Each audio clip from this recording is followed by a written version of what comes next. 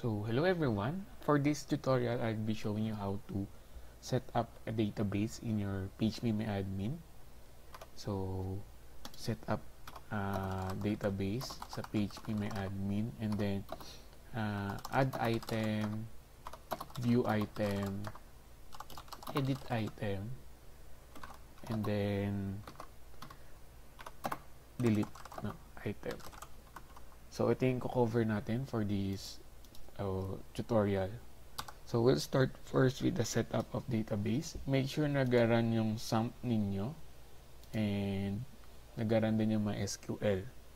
Then, just go to your browser, go to localhost/phpMyAdmin. So, localhost/phpMyAdmin.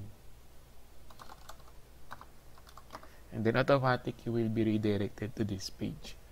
Then, let's create our database. Click nyo lang yung new dito. So, here is your mga sample database na meron tayo. Gawa ko, demo ang name. And then, let's create a table item. Then, go nyo lang. So, create tayo ng primary key, item ID. Click ko tong auto-increment. Automatic maging primary key na siya. And then, gawa tayo ng item name, varchar. And then, item price. Gawin natin varchar na lang din. And then, item status. Okay, na-click ko siya. Item status. Tapos, i-hold lang nito yung is either available or not. So, pwede na mag-tiny int or small int dito. Kahit 1 lang yung length. Kasi 1 and 0 lang naman yung structure niya. Okay. So, we have our table structure here. We can now proceed sa pag-add ng item. So, you can perform the SQL here pag gusto niyo mag-SQL. You can also do create your table using itong GUI. It's up to you. So, create na tayo dito sa htdocs. Meron ako folder na dito. Create tayo ng file na add item .php. So, this page would allow us to add an item sa ating database. So, create tayo ng form muna. And then, ang method would be post. And then, lagay tayo ng item name. And then, yung input type natin. So, text lang. Ang name niya is item name. And then, BR item price, input type text pa rin, item price. So for this one, we're just showing a simple implementation. So if you're going to implement this one, you need to perform validation, ganon, and sanitation. So for this one, ano lang muna, simple lang. So item status. So, dalawa yung item status natin. It's either available or not. So, ang value gawin na so, hindi ko na makilala yung ID since di naman ako gamit ng ano. So, value 1 or 0. Then, this one is available. And this one is out of stock. Ayan. And then, after that one, gawa tayo ng button. So, input type submit, value add item. Then, ang name ng button natin or yung submit natin is add_item. So, basically, we already have a form here. So, i-visit natin yung code. Access natin yung folder.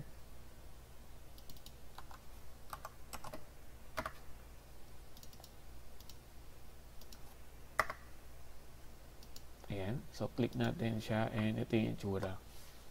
So, wala pa tong ginagawa since wala pa tayong PHP. So, let's create a PHP here, tag. So, pag click ko yung button, tsaka siya mag-run. So, mag-if is set tayo.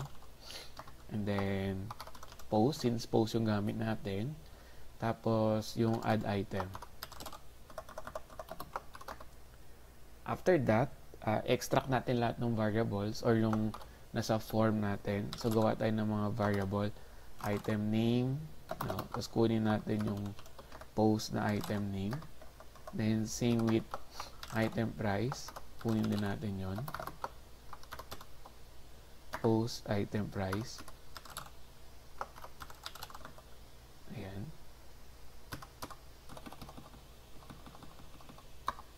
And then, kunin din natin yung item status.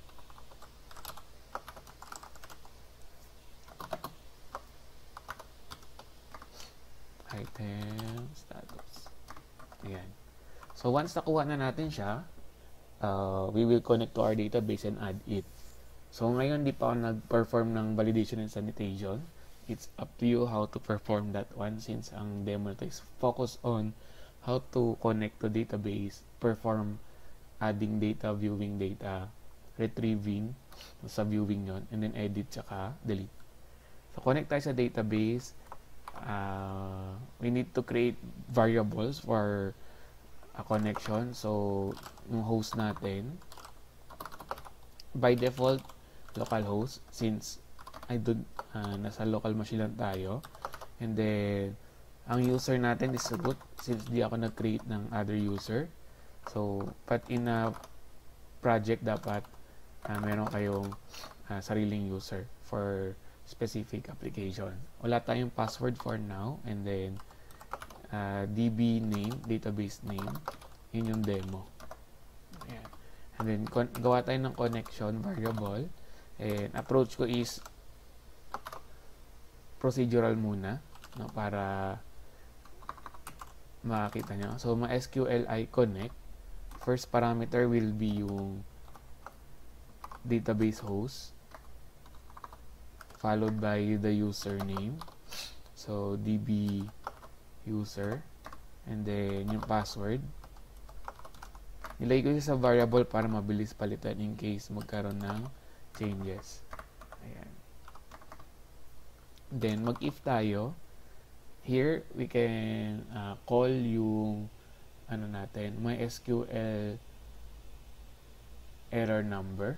So, pag sinerch siya dito yung MySQL connect, you can see this one.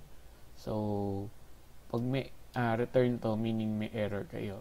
So, gawin natin siya, MySQLi connect underscore error number.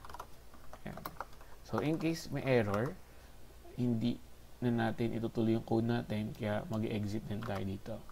So, you can echo yung error number para maano natin. So, error failed connecting.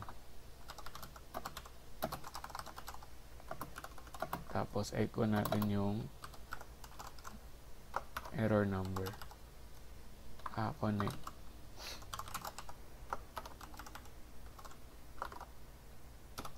Tapos, exit. So that, hindi na magpo-proceed yung code natin. So, kung gusto i-try, at na wala pa tong ginagawa nung nagko-connect lang tayo sa database. So, pag bumalik tayo sa page natin, refresh natin yan, add ka lang ng something. Ayan. So, walang error, meaning it was successfully connected. Pero since wala pa tayong other codes, wala siyang ginawa. So, pag connected na siya, mag-SQL na tayo. Perform type insert into yung table name natin. And then, enumerate natin yung columns. Item name, item price, no? Tsaka, item status. And then, values clause. Then, yung mga data na ipapasok natin. So, pag string yung data, kailangan nasa quotation siya. So, item name, comma, Next is, yung price ko, in-string ko na siya. So, item price ko na sa loob ng quotation. And then, yung item status ang integer, small int. So, no need na siya. Yung item ID, since naka-auto-increment na siya kanina sa settings natin, automatic yung bawat add natin, mag-increment lang siya ng by 1. So, no need na natin siyang i-set up or ilagyan ng value dito. And then, perform natin. So, I like to store my result sa result variable. And then, tawagin natin yung my SQLi query. So, the my SQLi query will allow us to execute yung SQL. So, parameter niya yung connection natin. Tapos, yung query string. Ayan. Then, if yung result, nag-return ng boolean value na true, meaning successful yung insert natin. So, we can echo item has been added lang. Then, if not, else tayo dito, meaning may error. So, error while adding. Ayan. And then, after that, close natin yung connection.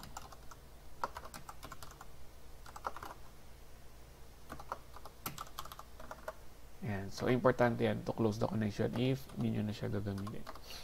So, let's try to execute this one. Refresh lang natin. Then, add tayo dito ng sabi natin laptop case. So, 14-inch na laptop. So, price niya kunyari 300. And then, make it available. Then, add. So, may error tayo. Wrong spelling. Ayan. Control R na lang natin pag ulitin lang natin para ano. So, laptop. Ayan. So, 300. Then, available. Then, add. Ayan. Error while adding. So, check natin yung SQL. Baka may mali tayo. Insert into item. Item name, item price, item status, values, item name. Ito yun. Item price. Okay. Hindi kama yung isa. So, ulitin natin. 300. Available. Add. So, item has been added. Since we don't have a page to display it, pwede tayo pumunta sa database. And then, punta tayo dun sa browse. Dun sa table. Let's browse. And makikita natin, inserted na yung data natin. So, we can add another one. Sabi na, wireless keyboard. 120. Then, available. Add. So, that we have two data here. So, that's how you perform addition. Next, let's proceed to viewing naman. Since may data, kailangan natin siya ma-view.